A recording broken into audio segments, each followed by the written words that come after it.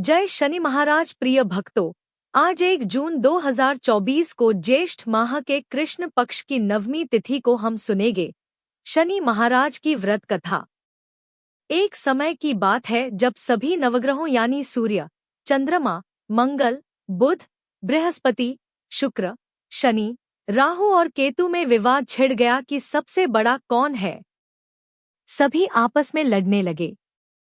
तभी सभी लोग देवराज इंद्र के पास पहुंचे। देवराज इंद्र घबरा गए और निर्णय करने में अपनी असमर्थता जता दी। लेकिन उन्होंने राजा विक्रमादित्य का नाम सुझाया और कहा कि वह इस समय पृथ्वी पर अति न्यायप्रिय हैं और वह उन सभी की मदद कर सकते हैं। इसके बाद सभी ग्रह एक साथ राजा विक्रमादित्य के पास पहुंचे और अपनी समस्या रखी।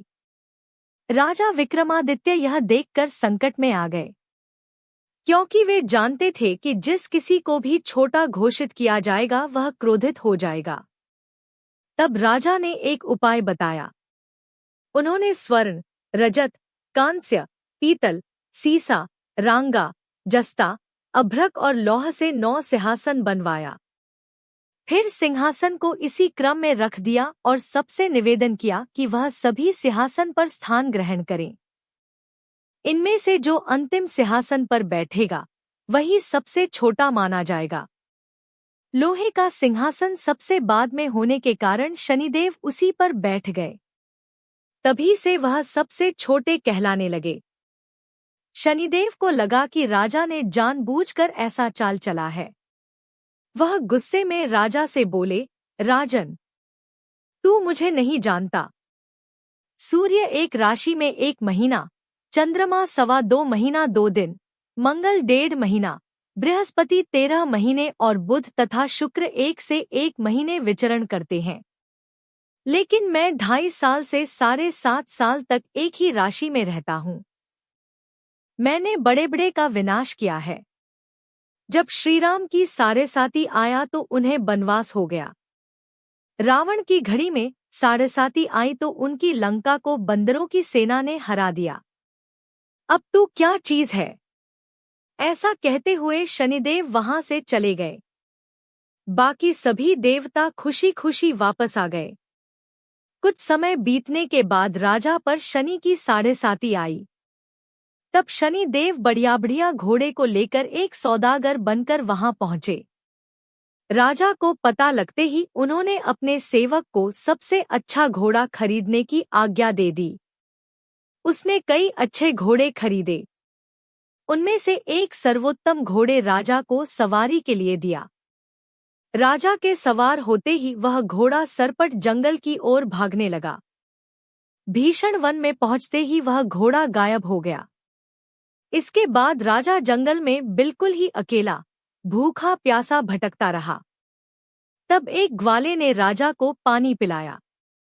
पानी पीकर राजा प्रसन्न हुए और उन्होंने उसे अपनी अंगूठी दे दी। इसके बाद राजा अपने नगर की ओर चल पड़े। वहां पर उन्होंने अपना नाम उज्जैन निवासी वीका बताया।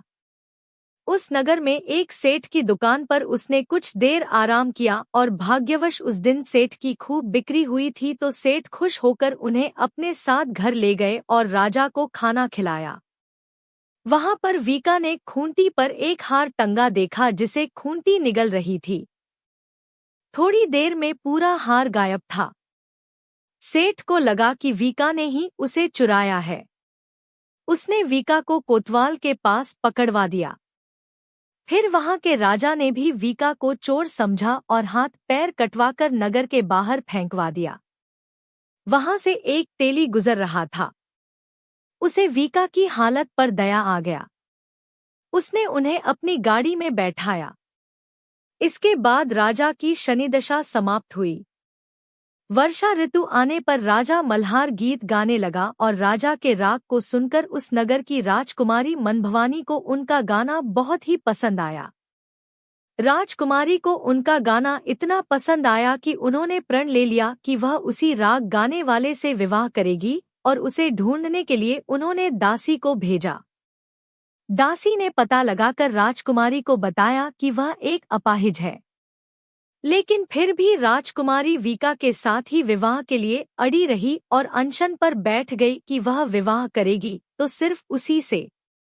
इसके बाद राजा ने अपनी राजकुमारी का विवाह उस अपंग राजा से करवा दिया। एक दिन राजा के स्वप्न में शनिदेव आए और उन्होंने कहा कि देखा राजन, मुझे छोटा बताकर तुम्हें कितना दुख झेलना पड़ा है।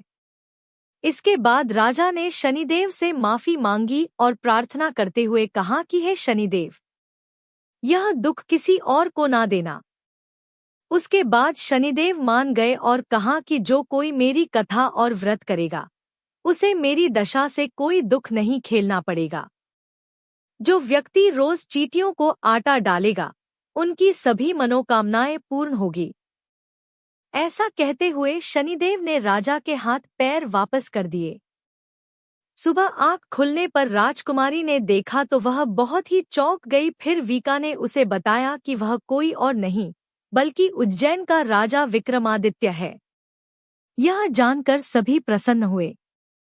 सेठ को जब यह बात पता चली तो वह राजा से क्षमा मांगने लगा। राजा ने कहा कि इसमें किसी का दोष नहीं, वह तो शनिदेव का क्रोध था। सेठ ने फिर भी राजा को अपने घर खाने पर साथ जाने का निवेदन किया।